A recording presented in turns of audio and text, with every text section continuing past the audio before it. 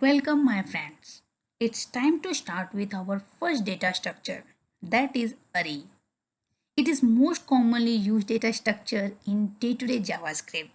So firstly, we will see how it is useful for us. And in terms of the common operation, what all time complexity it has. So firstly, we have simple array with some values. When we want to insert some data inside this array, so the time complexity will be O of n in the worst case. Suppose I want to insert 9 between 4 and 5. So I need to travel from 0 to 1 to 3, 4, 5 like that. Or I can directly make use of the splice method. Using that I can easily put some value between 4 and 5. But again, once I will put some values between 4 and 5, I need to shift all other elements after it one by one.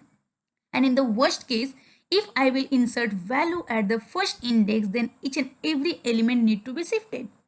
So the time complexity will be O of n. Then we have deletion. Suppose I want to delete 4. So in this case, the same splice method we can use, or we can simply delete the value using normal for loop. So again, we need to have the time complexity of O of n because we don't know from which index we will delete it. Suppose if I will delete from the first index, then I need to shift all the elements minus 1 index. 2 will come at the 0th index, 3 will come at the first index and so on. So again the time complexity will be O of n. Then we have traversal. Suppose I want to travel and I want to print the values of all the array elements. So simply we can make use of the array map method, for each method, or simply the for loop. So there also the time complexity will be O of n. Then we have something called as access. Suppose I want to get the value at the third index. That means value is 4. So I can simply write ARR of 3, then I will get 4. So at that time, the time complexity will be O of 1. Then we have searching. I just want to check whether element 8 exists or not. So suppose element is not existing. So one by one we will traverse all these elements, and if the element is not existing, we will say no. So by default searching, that means index of, includes this all algorithm use the linear search. So the time complexity will be O of n. Then we have something called as sorting. By using sorting, we can sort the numeric value also as well as the alphabetical value also. So in that case, the inbuilt JavaScript method uses time complexity of O of n log n. And in this way, we covered all common operations used in the JavaScript arrangement.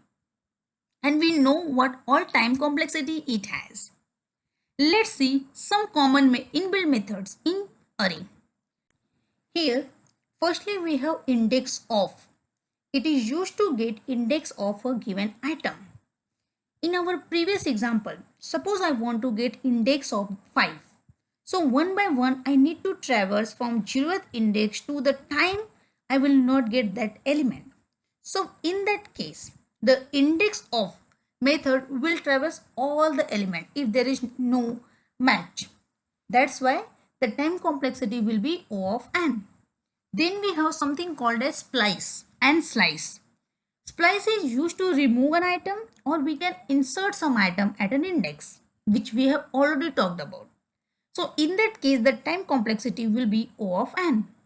Then we have something called as slice. It is used to get subarray from an array. For that also, the time complexity will be O of n. It is most commonly inbuilt array methods. Then we have push and pop, where we want to push the item at a last index, or using pop we can remove item from the last index. So in that case, the time complexity will be O of n, as we need not to change the position of any other array element. Once we are done with push and pop, we can look for shift and unshift. Shift is used to remove first item from an array, and unshift is used to insert at first index of an array. So in this case, when we are dealing with the first item, in case of removal as well as insertion, the time complexity will be O of n, as after that we need to shift the position of other elements. Then we have something called as reverse. Reverse is used to reverse our entire array, and for that the time complexity will be O of n. Then we have something called a join. Using join, we can combine multiple array elements to form string.